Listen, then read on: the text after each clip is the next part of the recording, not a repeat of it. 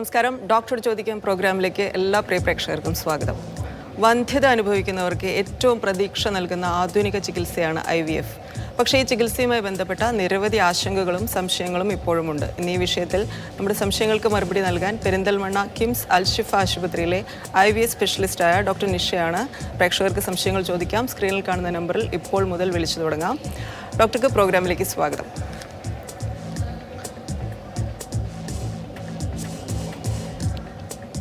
Doctor Nisha കേൾക്കുന്നുണ്ടോ?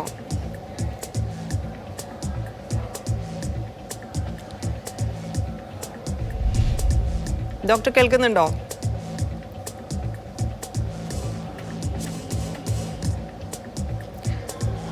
Doctor പ്രോഗ്രാമിലേക്ക് സ്വാഗതം. കേൾക്കാമോ?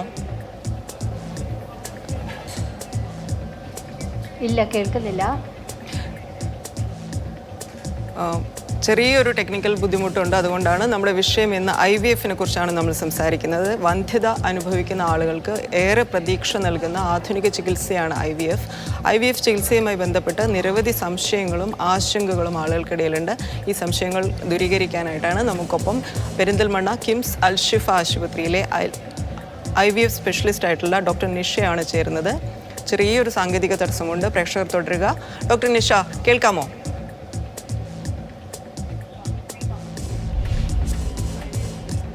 ഡോക്ടർ കേൾക്കാമോ?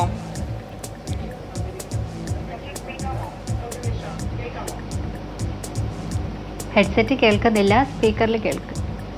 ഡോക്ടർ, നമ്മൾ പ്രോഗ്രാം ആരംഭിച്ചിരിക്കുന്നു.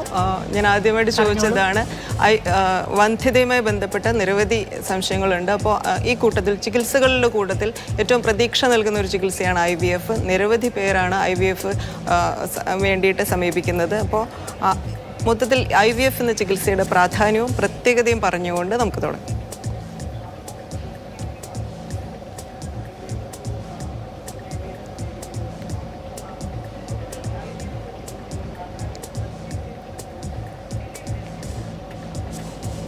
ഓക്കെ, IVF എന്ന് പറയുന്നത് ഇൻ വിട്രോ ഫെർട്ടിലൈസേഷൻ. സാധാരണ ഒരു അണ്ഡവും ബീജവും ചേർന്ന് ഒരു ഭ്രൂണം ഫോം ചെയ്ത് യൂട്രസിനുള്ളിൽ സ്ത്രീയുടെ ശരീരത്തിനുള്ളിലാണ് പ്രഗ്നൻസി ഫോം ചെയ്യുന്നത്, അല്ലേ?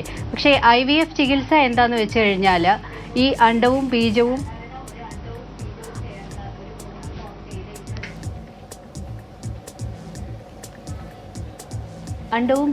IVF ലാബിൽ വെച്ച് സംയോജിപ്പിച്ച് എംബ്രിയോ ഫോം ചെയ്ത് പ്രഗ്നൻസി ആകുന്നതിനെയാണ് നമ്മൾ ഇൻ വിട്രോ ഫെർട്ടിലൈസേഷൻ എന്ന് പറയുന്നത്. ഇൻഫെർട്ടിലിറ്റി ചികിത്സ നമ്മൾ കണക്കാക്കുകയാണെങ്കിൽ ദ മോസ്റ്റ് അഡ്വാൻസ്ഡ് ട്രീറ്റ്മെൻ്റ് ആണ് IVF ചികിത്സ. IVF ചികിത്സയുടെ സക്സസ് റേറ്റ് എന്ന് പറയുന്നത് 40 to 50% ആണ്. IVF ചികിത്സ ആവശ്യമായി വരുന്ന വന്ധ്യതയിലൂടെ കടന്നു പോകുന്ന എല്ലാവർക്കും IVF ചികിത്സ ആവശ്യമായി വരുന്നില്ല. എന്നാൽ അണ്ഡവാഹിനി കുഴലുകളിലെ ബ്ലോക്ക്, അതായത് 2 ഫലോപ്പിയൻ ട്യൂബിന് ബ്ലോക്ക് ഉള്ളവർ, സിവിയർ എൻഡോമെട്രിയോസിസ് പോലുള്ള സ്റ്റേജസ് ഉള്ളവർ, പുരുഷൻ്റെ ബീജത്തിൽ കൗണ്ടിന് തീരെ കുറവുള്ളവരോ ചലനശേഷി തീരെ കുറവുള്ള കേസുകളിലോ മറ്റ് ചികിത്സകളൊന്നും ചെയ്തിട്ടും ആകാഞ്ഞ കേസുകളിലുമൊക്കെയാണ് നമ്മൾ IVF ചെയ്യുന്നത്. അതുപോലെ തന്നെ നമുക്ക് റീസൺസ് കണ്ടുപിടിക്കാൻ പറ്റാത്ത അൺഎക്സ്പ്ലെയിൻഡ് ഇൻഫെർട്ടിലിറ്റി എന്ന് പറയുന്ന കേസുകളിലും നമ്മൾ IVF ചികിത്സ സജസ്റ്റ് ചെയ്യാറുണ്ട്. ഡോക്ടർ, ഇപ്പോൾ IVFനെ കുറിച്ചുള്ള ഒരു പ്രധാന സംശയം എല്ലാവർക്കും, ഇപ്പോൾ ആദ്യത്തെ ശ്രമത്തിൽ അത് പലപ്പോഴും നടക്കണമെന്നില്ല. ഒന്നിലധികം തവണ 4, 5, 6 തവണയൊക്കെ ശ്രമിച്ച ശേഷമാണ് ഈ ചികിത്സ വിജയകരമാകാറുള്ളത്. എല്ലാവർക്കും അത് വിജയിക്കാറുമില്ല. അപ്പോൾ ഡോക്ടർ പറഞ്ഞ പോലെ തന്നെ 40-50% ആളുകളിലാണ് അത് വിജയിക്കുക. അതുകൊണ്ട് തന്നെ ചികിത്സയ്ക്ക് ചിലവേറിയതാണ്. പലതവണ പരാജയപ്പെടുമ്പോഴുണ്ടാകുന്ന മാനസികമായ സമ്മർദ്ദവും സ്ട്രെസ്സും ഒക്കെ ഇതിൻ്റെ ഭാഗമായിട്ട് ഈ ചികിത്സയ്ക്കൊപ്പമുള്ളതാണ്. അപ്പോൾ ഡോക്ടറെ, എന്തെല്ലാം കാരണങ്ങൾ കൊണ്ടാണ് ഇതിന് പരാജയത്തിനുള്ള സാധ്യത കൂടുന്നത്? ഞാൻ ഈ പറഞ്ഞ പലതവണ പരാജയപ്പെടുമ്പോഴുണ്ടാകുന്ന മാനസിക സമ്മർദ്ദവും ഒരു കാരണമായിരിക്കില്ലേ?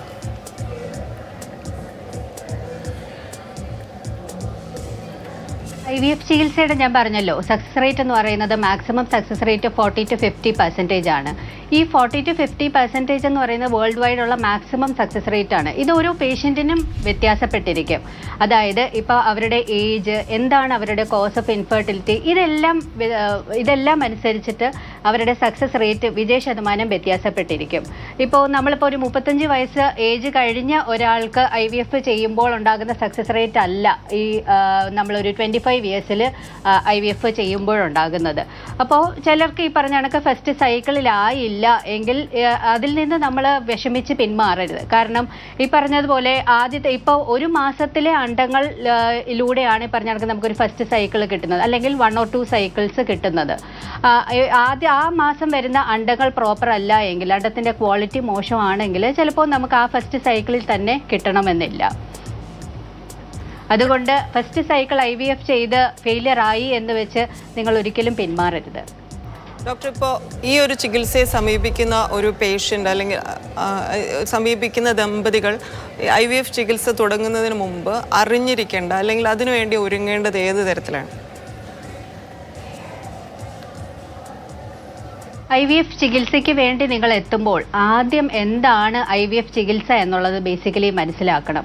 അതുപോലെ തന്നെ എന്തിനു വേണ്ടിയിട്ടാണ് ഞങ്ങൾ IVF ചെയ്യുന്നത്, എന്താണ് ഞങ്ങളുടെ വന്ധ്യതയുടെ കാരണം, അത് മനസ്സിലാക്കുക. അതുപോലെ തന്നെ ഈ ട്രീറ്റ്മെൻറ്റിനെ കുറിച്ച് കൃത്യമായി നിങ്ങൾ ചോദിച്ച് മനസ്സിലാക്കിയതിന് ശേഷം ഞങ്ങൾക്ക് എത്ര വിജയശതമാനം കിട്ടാൻ സാധ്യതയുണ്ട് എന്നുള്ളത് കൃത്യമായി മനസ്സിലാക്കിയിട്ട് വേണം IVF ചികിത്സയിലേക്ക് കടക്കാനായിട്ട്. ചികിത്സയിലേക്ക് കടക്കുമ്പോൾ തന്നെ നമ്മൾ ശരീരവും മനസ്സും അതിനോടൊപ്പം നമ്മൾ റെഡിയാക്കണം. അതായത് നമ്മൾ നല്ല ആരോഗ്യത്തോടു കൂടി വേണം ഈ ട്രീറ്റ്മെൻറ്റിലേക്ക് ഇറങ്ങിത്തിരിക്കാനായിട്ട്.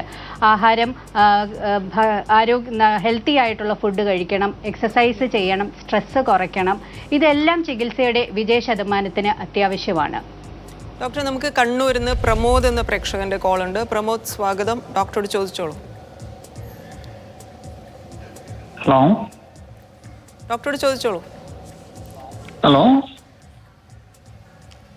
പ്രമോദ്, ചോദിച്ചോളൂ. ഹലോ, പറഞ്ഞോളൂ സാറ്. ഹലോ ഹലോ ക്ലിയർ ഇല്ല.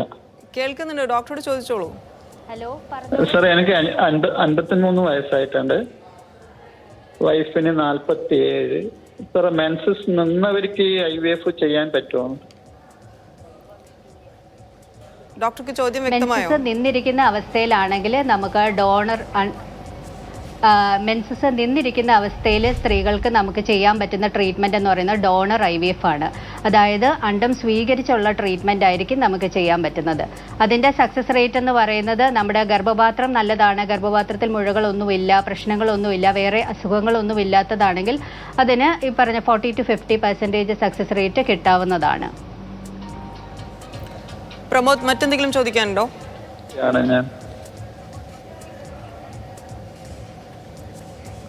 സർ, കൂടുതൽ ചോദിക്കാനുണ്ടോ? ഡോക്ടറോട് എന്തെങ്കിലും ചോദിക്കാനുണ്ടോ?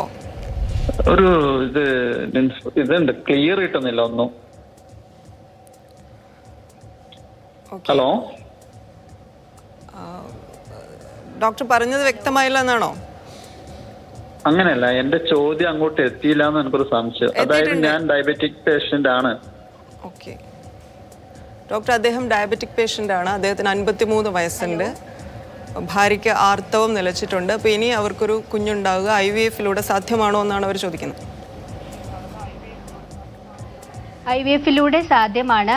IVF എന്ന് വെച്ച് കഴിഞ്ഞാൽ ഭാര്യയ്ക്ക് മെൻസസ് നിന്നു പോയതിനാൽ ഭാര്യയുടെ സ്വന്തം അണ്ടം ഉപയോഗിച്ചുള്ള IVF ചികിത്സ നമുക്ക് സാധ്യമല്ല.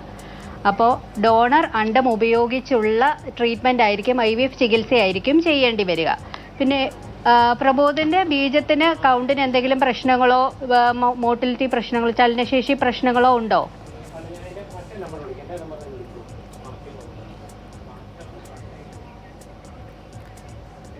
ഡോക്ടർ, അദ്ദേഹത്തിൻ്റെ കോള് കട്ടായിരിക്കുന്നു. വീണ്ടും വിളിക്കും, നമുക്ക് പ്രതീക്ഷിക്കാം. ഡോക്ടർ, ഇപ്പോൾ ഈ ചികിത്സയുടെ ഒരു പ്രൊസീജിയർ കൂടി നമുക്ക് പറയാം. ഇപ്പോൾ ഏത് തരത്തിലാണ് ആളുകൾ പ്രിപ്പയർ ചെയ്യേണ്ടതെന്ന് ഡോക്ടർ പറഞ്ഞു. ഇനി ഈ ചികിത്സ നിരവധി ഇഞ്ചക്ഷനുകളും മരുന്നുകളും ഒക്കെ വേണ്ടതാണ്. അപ്പോൾ ആ ഒരു ചികിത്സാ കാലഘട്ടം എത്ര ദിവസങ്ങളെടുത്തുള്ള ചികിത്സയാണ്, ഏത് തരത്തിലാണ് ഈ ചികിത്സ നടക്കുന്നത്?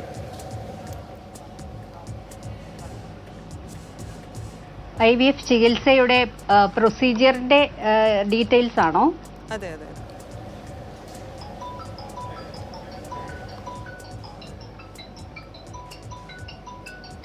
ക്ലിയർ ആകുന്നില്ലല്ലോ. ചികിത്സയുടെ പ്രൊസീജിയറിനെ കുറിച്ചാണ് മാം ചോദിച്ചത്. എത്ര ദിവസം, ഏത് തരത്തിലാണ്, നിരവധി ഇഞ്ചക്ഷനുകളും മരുന്നുകളും ഒക്കെ ആവശ്യമുള്ള ഒരു ചികിത്സയാണ്. IVF ചികിത്സയിൽ സാധാരണ നമുക്ക് ഒരു സ്ത്രീക്ക് ഒരു അണ്ഡമാണ് ഡെവലപ്പ് ചെയ്ത് വന്ന ഓവിലാണ്. നമ്മൾ ഇന്ന് സംസാരിക്കുന്നത് വന്ധ്യതയ്ക്കുള്ള ആധുനിക ചികിത്സയായ IVF-നെ കുറിച്ചാണ്. പെരിന്തൽമണ്ണ കിംസ് അൽ ഷിഫ ആശുപത്രിയിലെ IVF സ്പെഷ്യലിസ്റ്റായ ഡോക്ടർ നിഷയാണ് നമുക്കൊപ്പം ഉള്ളത്. ഇടവേളയ്ക്ക് മുൻപ് സൗമ്യ എന്ന പ്രേക്ഷകർ ചോദിച്ചിരുന്ന ചോദ്യത്തിനുള്ള മറുപടിയാണ്. ഡോക്ടർ ഇപ്പോൾ അവരുടെ സഹോദരിക്ക് IVF ട്രീറ്റ്മെന്റിനിടെ ഉണ്ടാകുന്ന ബുദ്ധിമുട്ടുകളെ കുറിച്ചാണ് അവർ സൂചിപ്പിച്ചത്. ഡോക്ടർ എന്താണ് മറുപടി? IVF ചികിത്സയിൽ ഞാൻ ഓൾറെഡി പറഞ്ഞല്ലോ, നമ്മൾ ഹോർമോണൽ ഇഞ്ചക്ഷൻസ് എടുക്കുമെന്ന്. ആ ഹോർമോണൽ ഇഞ്ചക്ഷൻസ് എടുക്കുമ്പോൾ ശരീരത്തിൽ കുറച്ച് മാറ്റങ്ങളൊക്കെ വരും. അതായത് കൂടുതൽ അണ്ടങ്ങൾ ഉണ്ടായി വരുമ്പോൾ നമ്മുടെ ശരീരത്തിലെ ഹോർമോൺ ലെവൽ കൂടും. ഹോർമോൺ ലെവൽ കൂടുമ്പോഴത്തേക്കിനും നമുക്ക് വയറുവേദന ഉണ്ടാകാം, ഗ്യാസിൻ്റെ ബുദ്ധിമുട്ട്, വയറിങ്ങനെ വീർക്കുന്നത് പോലത്തെ സെൻസേഷൻ, ചെറിയൊരു ഛർദ്ദിക്കാൻ വരൽ, ഇതൊക്കെ കാണുന്നത് നോർമലാണ്. പക്ഷേ PCOD പോലുള്ള അവസ്ഥ ഉള്ളവർക്ക് IVF ചെയ്യുമ്പോൾ ഇത് കൂടുതലായി കാണാറുണ്ട്. അതായത് കൂടുതൽ അണ്ടങ്ങൾ കയറി വരുന്ന അവസ്ഥയിൽ ഈ പറഞ്ഞ സിംറ്റംസ് ഒക്കെ കൂടുതലായി കാണാനും ചിലപ്പോൾ അണ്ടം എടുത്തു കഴിയുമ്പോഴത്തേക്കിന് നമുക്ക് ഛർദിയും വയറുവേദനയും ഒക്കെ കൂടുതൽ കാണാൻ സാധ്യതയുണ്ട്. പക്ഷേ ഇതിനൊക്കെ മെഡിസിൻസ് ഉണ്ട്. പിക്കപ്പ് കഴിഞ്ഞ് ഒരു 3-4 ദിവസത്തിന് ശേഷം ഈ ബുദ്ധിമുട്ടുകളൊക്കെ താനേ പോകുന്നതാണ്. ഒരിക്കലും ഈ ഹോർമോൺസിൻ്റെ ഒന്നും ഇഫക്റ്റ് ലോങ് ലാസ്റ്റിംഗ് അല്ല. ഡോക്ടർ, നമുക്ക് എറണാകുളത്ത് നിന്ന് ലില്ലി എന്ന പ്രേക്ഷകരുടെ കോൾ ഉണ്ട്. മാം സ്വാഗതം, ഡോക്ടറോട് ചോദിച്ചോളൂ. ഹലോ ഡോക്ടർ, ചോദിച്ചോളൂ. ഞാൻ 2 വർഷമായി കല്യാണം കഴിഞ്ഞിട്ട്. എനിക്കിപ്പോൾ 25 വയസ്സുള്ളേ. എൻ്റെ ഹസ്ബൻഡിന് 30 ഉണ്ട്. അപ്പോൾ 2 വർഷമായിട്ട് ഇപ്പോൾ പ്രഗ്നൻസി ഒന്നും ആവാത്ത കാരണം നമ്മൾ ഡോക്ടറെ കാണിച്ച് ഹസ്ബൻഡ് ടെസ്റ്റ് ചെയ്തായിരുന്നു. അപ്പോൾ ബീജം ടെസ്റ്റ് ചെയ്തപ്പോൾ അതിൽ സ്പേം 0 എന്നാണ് കാണിക്കുന്നത്. അപ്പൊ ഞങ്ങൾ ഇനി അടുത്ത സ്റ്റെപ്പായിട്ട് എന്താണ് ചെയ്യേണ്ടത്? ഓക്കെ, ഇതിപ്പോൾ ആദ്യത്തെ സെമൻ അനാലിസിസ് ആണോ? ആദ്യമായി നമ്മൾ ബീജം ടെസ്റ്റ് ചെയ്തപ്പോഴാണോ ഈ 0 കൗണ്ട് കണ്ടത്? ഹലോ ഹലോ,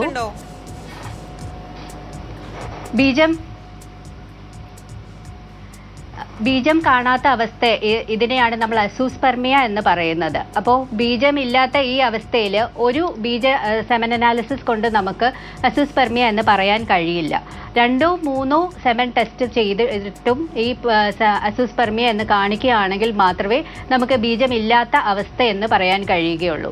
അപ്പോൾ ഈ ബീജമില്ലാത്ത അവസ്ഥയിൽ നമുക്ക് എന്താണ് അതിൻ്റെ റീസൺ എന്ന് കണ്ടുപിടിച്ചിട്ട് വേണം ഫർദർ ട്രീറ്റ്മെൻറ്റ് ചെയ്യാൻ. അതായത് ബീജം പുറത്തേക്ക് വരാനുള്ള ബ്ലോക്ക് ആണെങ്കിൽ നമുക്ക് ബീജം വൃഷണത്തിൽ നിന്ന് കുത്തിയെടുത്ത് IVF പോലുള്ള ചികിത്സകൾ ചെയ്യാൻ കഴിയും.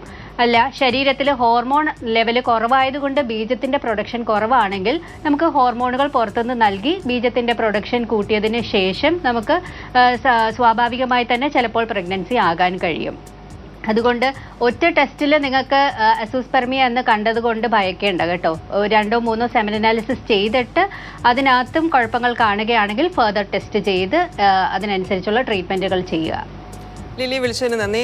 തൃശ്ശൂരിൽ നിന്ന് രസ്നയുണ്ട്. രസ്ന, ചോദിച്ചോളൂ.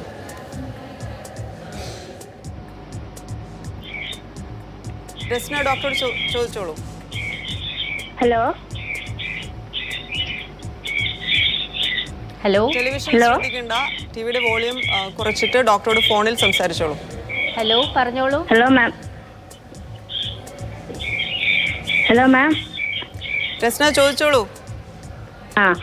പറഞ്ഞോളൂ. മാം, എനിക്ക് ഇപ്പൊ കല്യാണം കഴിഞ്ഞിട്ട് 2 കൊല്ലമായി. കുട്ടികൾ ആയിട്ടില്ല. പക്ഷെ ഡോക്ടറെ കുറെ കാണിച്ചിരുന്നു. അപ്പൊ അവര് പറയണത് എന്റെ അണ്ടം പൊട്ടണില്ല എന്നാ. അതിനിപ്പോ എന്താ നമ്മൾ ചെയ്യാ? അണ്ടം പൊട്ടണ കുറെ ടെസ്റ്റുകളും എല്ലാം ചെയ്ത് നോക്കി. കറക്റ്റ് 23-24 മെൻസസ് കൃത്യമായിട്ട് വരുന്ന ആളാണോ? 23-24 ആ ഒരു ഡേറ്റിൽ പൊക്കോളൂ, കുഴപ്പമില്ലാതെ. പക്ഷെ ബ്ലഡ് കുറവാണ്.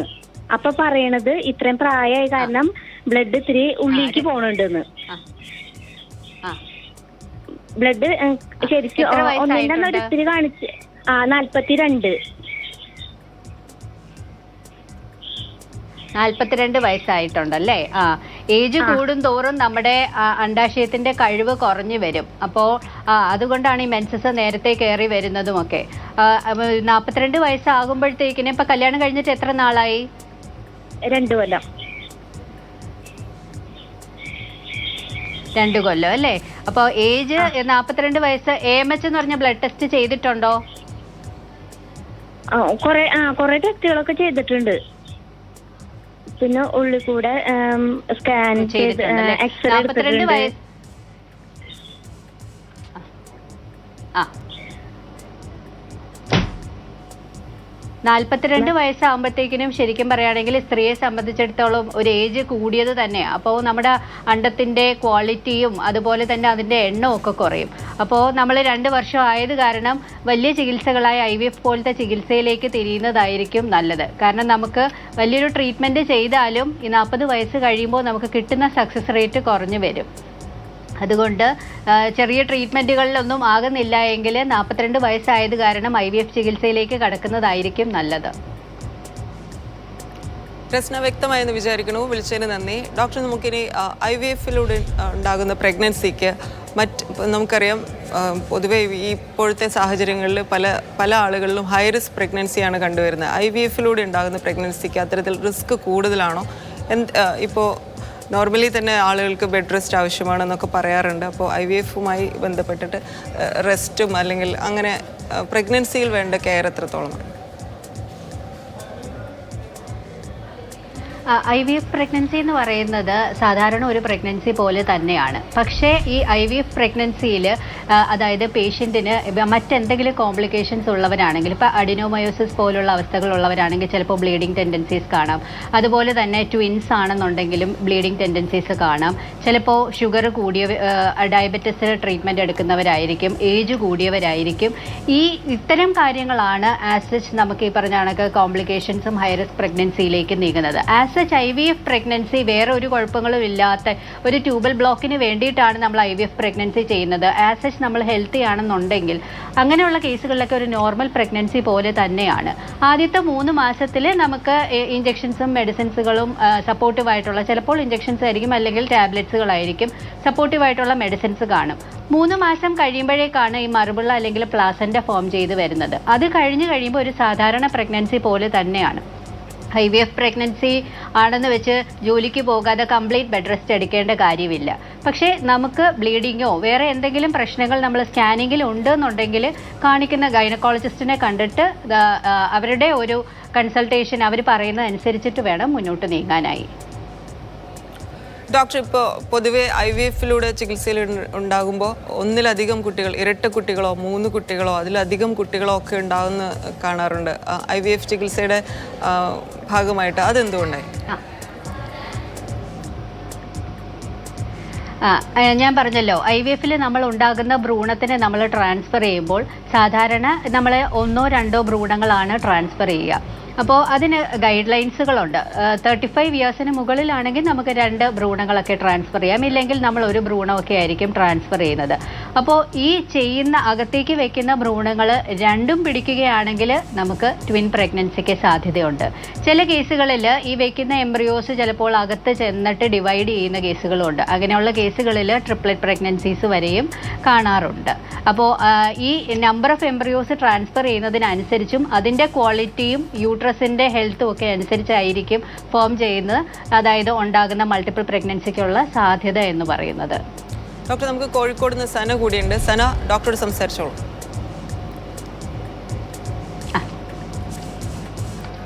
ഹലോ ഹലോ ഡോക്ടർ, ചോദിച്ചോളൂ. എൻ്റെ പേര് സന. പറഞ്ഞോളൂ. എനിക്ക് 27 വയസ്സാണ്. സന, 2 വർഷമായിട്ട് കല്യാണം കഴിഞ്ഞു. ഇപ്പം ഡോക്ടറെ കാണിച്ച് ഞാൻ AMH ചെക്ക് ചെയ്തപ്പം കുറവായിട്ടാ കാണിക്കുന്നേ. അപ്പൊ എനിക്ക് AMH കുറവുള്ളത് കൊണ്ട് നേരെ IVF-ലേക്ക് പോവേണ്ടതുണ്ടോ? 1.4 ആണ്.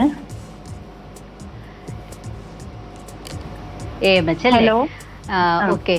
ഈ AMH എന്ന് വെച്ച് കഴിഞ്ഞാൽ AMH എന്ന് പറഞ്ഞു കഴിഞ്ഞാൽ ആൻറ്റി മുള്ളേറിയൻ ഹോർമോൺ എന്ന് പറയും. അതായത് സ്ത്രീക്ക് അണ്ടമുണ്ട്, പുരുഷന് ബീജമുണ്ട്. അപ്പോൾ ഈ അണ്ടാശയത്തിൽ എത്ര അണ്ടങ്ങളുണ്ട് എന്നുള്ളത് കാണിക്കുന്ന, അതായത് നമ്മുടെ അണ്ടാശയത്തിൻ്റെ കഴിവ് കാണിക്കുന്ന ഒരു ബ്ലഡ് ടെസ്റ്റാണ് ഈ AMH എന്ന് പറയുന്നത്.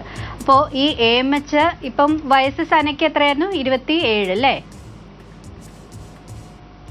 ഹലോ,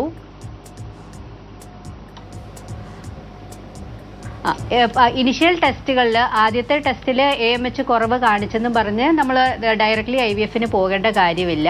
പക്ഷേ നമുക്ക് AMH കുറവാണെന്ന് വെച്ച് നമുക്ക് പ്രഗ്നൻസി ആകില്ല എന്നല്ല, നമ്മുടെ ടൈം ടു പ്രഗ്നൻസി കുറവാണ്. അതായത് നമുക്ക് ഓരോ പ്രാവശ്യവും ഓരോ മാസവും നമ്മുടെ പ്രഗ്നൻസി ചാൻസ് കൂട്ടുന്ന രീതിയിലുള്ള ട്രീറ്റ്മെൻറ്റുകൾ നമ്മൾ ചെയ്തു കൊടുക്കേണ്ടി വരും. നമ്മുടെ അണ്ടാശയത്തിന് സാധാരണ ഒരു 27 വയസ്സിൽ കാണുന്നതിനേക്കാളും കുറവുള്ളത് കാരണം നമ്മൾ എത്രയും പെട്ടെന്ന് പ്രഗ്നൻസി ആകാനുള്ള ചികിത്സകൾ ചെയ്യണം എന്നുള്ളതാണ്. നേരെ തന്നെ IVFലേക്ക് പോകേണ്ട കാര്യമില്ല. ട്രീറ്റ്മെൻറ്റുകൾ തുടങ്ങുക, 1-2 മാസം ഫെയിലിയർ ആയി എന്ന് വെച്ച് അത് ഉപേക്ഷിച്ച് പോകാതിരിക്കുക, അതാണ് മെയിനായിട്ടുള്ള കാര്യം. കാരണം AMH കുറവായത് കാരണം നമ്മൾ 1-2 മാസം ട്രീറ്റ്മെൻറ്റ് ചെയ്ത് ഫെയിലിയറായി നമ്മളത് ഉപേക്ഷിച്ചിട്ട് പോവുകയാണെങ്കിൽ വർഷങ്ങൾ കഴിയും തോറും പിന്നെ ഈ AMH കുറവായത് കാരണം നമ്മൾ IVF ചെയ്താൽ പോലും സക്സസ് റേറ്റ് കുറയാനുള്ള സാധ്യതകളുണ്ട്. അതുകൊണ്ട് ആസ് ഏർലി ആസ് പോസിബിൾ ചെറിയ ട്രീറ്റ്മെൻറ്റ് തന്നെ സ്റ്റാർട്ട് ചെയ്യുക. അടുത്തടുത്ത ട്രീറ്റ്മെൻറ്റുകളിലേക്ക് ആയില്ല എങ്കിൽ അടുത്ത ട്രീറ്റ്മെൻറ്റിലേക്ക് കടക്കുക. സന, വിളിച്ചതിന് നന്ദി. ഡോക്ടർ ഇപ്പോൾ നേരത്തെ സൂചിപ്പിച്ചിരുന്നു, ഇപ്പോൾ IVF ട്രീറ്റ്മെൻറ്റിലൂടെ ഒരു കുഞ്ഞിനെ ലഭിച്ചു, അതിനുശേഷം നമുക്ക് വർഷങ്ങൾക്ക് ശേഷം മറ്റൊരു കുഞ്ഞിനെ കൂടി വേണമെങ്കിൽ അതിപ്പോൾ സാധ്യമാണ്. എംബ്രിയോ ഫ്രീസ് ചെയ്ത് വീണ്ടും ഒരു കുഞ്ഞിനെ ലഭിക്കാൻ സാധ്യമാണ് എന്ന് പറഞ്ഞു. അതിനെക്കുറിച്ചൊന്ന് പറയാം. എംബ്രിയോ ഫ്രീസ് ചെയ്ത് വെക്കുന്നതെന്ന് വെച്ച് കഴിഞ്ഞാൽ നമ്മൾ ഫ്രീസ് ചെയ്ത് വെച്ച എംബ്രിയോസിന് ക്വാളിറ്റി ഉള്ള എംബ്രിയോസ് മാത്രമേ നമ്മൾ ഫ്രീസ് ചെയ്ത് വെക്കാറുള്ളൂ. ആ ഫ്രീസ് ചെയ്ത് വെച്ചേക്കുന്ന എംബ്രിയോസിന് നമുക്ക് എത്ര നാൾ കഴിഞ്ഞ് വേണമെങ്കിലും നമുക്ക് ഉപയോഗിക്കാൻ കഴിയും. അപ്പോൾ നമ്മുടെ യൂട്രസിൻ്റെ ഉൾവശം നല്ലതായിട്ടിരിക്കുവാണെന്നുണ്ടെങ്കിൽ, അതുമല്ല നമുക്ക് വേറെ പ്രശ്നങ്ങളൊന്നും ഇല്ല എന്നുണ്ടെങ്കിൽ, എപ്പോഴാണോ നമുക്കത് ട്രാൻസ്ഫർ ചെയ്യണം അല്ലെങ്കിൽ ചെയ്യണം എന്ന് തോന്നുന്ന സമയത്ത് നമുക്ക് യൂട്രസ് നന്നാക്കാനുള്ള മരുന്നുകളൊക്കെ എടുത്ത് ഈ എംബ്രിയോസിനെ യൂട്രസിലേക്ക് നമ്മൾ വോം ചെയ്തെടുത്ത് നമ്മളിതിനെ ട്രാൻസ്ഫർ ചെയ്ത് യൂട്രസിനുള്ളിലേക്ക് ട്രാൻസ്ഫർ ചെയ്ത് കഴിഞ്ഞാൽ നമുക്ക് പ്രഗ്നൻസിക്ക് സാധ്യമാണ്. ഡോക്ടർ, ഇപ്പോൾ അതുപോലെ തന്നെ എംബ്രിയോയുടെ ക്വാളിറ്റി എത്രത്തോളം പ്രധാനമാണ്? മുമ്പൊക്കെ ഒരു ജനിതക രോഗമായ ഒരു കുഞ്ഞ് ജനിച്ചു കഴിഞ്ഞാൽ ആ ദമ്പതികളോട് വീണ്ടും ഒരു പ്രഗ്നൻസി ട്രൈ ചെയ്യേണ്ട എന്ന് പറഞ്ഞിരുന്ന ഒരു കാലം വരെ ഉണ്ടായിരുന്നു. ഇപ്പോൾ ഇത്തരത്തിൽ ജനിതകമായ രോഗങ്ങൾ തിരിച്ചറിയാനും അല്ലെങ്കിൽ അത് ഒഴിവാക്കാനും ഒക്കെയുള്ള സാധ്യതകളുണ്ടല്ലോ. അപ്പോൾ എങ്ങനെയാണ് അത്? അതെ, അത് ശരിക്കും പറയുകയാണെങ്കിൽ നമ്മുടെ മെഡിക്കൽ ഫീൽഡിൻ്റെ വലിയൊരു അഡ്വാൻസ്മെൻറ്റ് തന്നെയാണ്. അതായത് നമ്മൾ റിപ്പീറ്റഡ് ആയിട്ടുള്ള അബോർഷൻസ് കാണുമ്പോൾ ചില കേസുകളിൽ നമുക്കത് ജനിതകമായിട്ടുള്ള പ്രശ്നങ്ങൾ, റിപ്പീറ്റഡ് അബോർഷൻസിന് ഒരുപാട് കാരണങ്ങളുണ്ട്. അതിലൊന്നാണ് ഈ അബ്നോർമാലിറ്റി, ജനിതകമായിട്ടുള്ള പ്രശ്നങ്ങൾ എന്ന് പറയുന്നത്. അപ്പോൾ അങ്ങനെ എന്താണ് ഈ ജനിതകമായിട്ടുള്ള പ്രശ്നം എന്ന് ഐഡൻറ്റിഫൈ ചെയ്യുകയാണെങ്കിൽ, ഇപ്പോൾ IVF ചികിത്സയിൽ നമുക്ക് ചെയ്യാൻ പറ്റുന്ന കാര്യം എന്താണെന്ന് വെച്ച് കഴിഞ്ഞാൽ, നമ്മൾ പറഞ്ഞു അണ്ടവും ബീജവും ഒക്കെ സംയോജിപ്പിച്ച് നമ്മൾ ഭ്രൂണമാക്കിയെടുക്കുമെന്ന്. ഈ ഫോം ചെയ്ത് വരുന്ന എംബ്രിയോയെ നമ്മൾ ബയോപ്സി എടുത്ത് അയച്ചു കഴിഞ്ഞാൽ അതിൻ്റെ ക്രോമസോമിൽ എന്തെങ്കിലും പ്രശ്നങ്ങളുണ്ടോ എന്ന് നമുക്ക് ഐഡൻറ്റിഫൈ ചെയ്യാൻ കഴിയും. അതിന് നമ്മൾ PGT, pre implantation genetic diagnosis എന്ന് പറയും. അങ്ങനെ ഇതിൽ നിന്ന് നമ്മൾ അബ്നോർമലായ എംബ്രിയോസിനെ മാറ്റിയതിന് ശേഷം നോർമലായിട്ടുള്ള എംബ്രിയോസിനെ നമുക്ക് സെലക്ട് ചെയ്ത് ഗർഭപാത്രത്തിനുള്ളിലേക്ക് ട്രാൻസ്ഫർ ചെയ്ത് കഴിഞ്ഞാൽ അവർക്കൊരു ഹെൽത്തി ആയിട്ടുള്ള ബേബിയെ കിട്ടാനുള്ള സാധ്യത. അതായത് ഇപ്പോൾ നമ്മൾ SMA പോലത്തെ രോഗങ്ങളൊക്കെ ഒരുപാട് കേൾക്കാറുണ്ട്. അവർക്കൊക്കെ നമുക്ക് നൽകാൻ കഴിയുന്ന ഒരു ഓപ്ഷനാണ്. അതുപോലെ തന്നെ ആദ്യത്തെ കുഞ്ഞിന് വേറെ എന്തെങ്കിലും അബ്നോർമാലിറ്റി ഉള്ളതാണ്, അവർക്ക് ക്രോമസോമൽ പ്രശ്നങ്ങൾ ഉള്ളതാണ് എന്നുണ്ടെങ്കിൽ അതെന്താണെന്ന് ഐഡൻറ്റിഫൈ ചെയ്ത് നമുക്ക് PGT പോലത്തെ ട്രീറ്റ്മെൻറ്റുകൾ ചെയ്ത് കഴിഞ്ഞാൽ ഇവർക്കൊരു ഹെൽത്തി ബേബിയെ കിട്ടാനുള്ള സാധ്യതയുണ്ട്. വളരെയധികം നന്ദി ഡോക്ടർ. വളരെ വിശദമായി നമ്മളോട് സംസാരിച്ചു. IVFുമായി ബന്ധപ്പെട്ട സംശയങ്ങൾക്കാണ് ഡോക്ടർ നിഷ മറുപടി നൽകിയത്. പ്രോഗ്രാം അവസാനിക്കുകയാണ്. ഇനി ഒരു ഇടവേളയാണ്. ഇടവേളയ്ക്ക് ശേഷം ഗുഡ് ഈവനിങ് കേരളം കാണാം. നമസ്കാരം.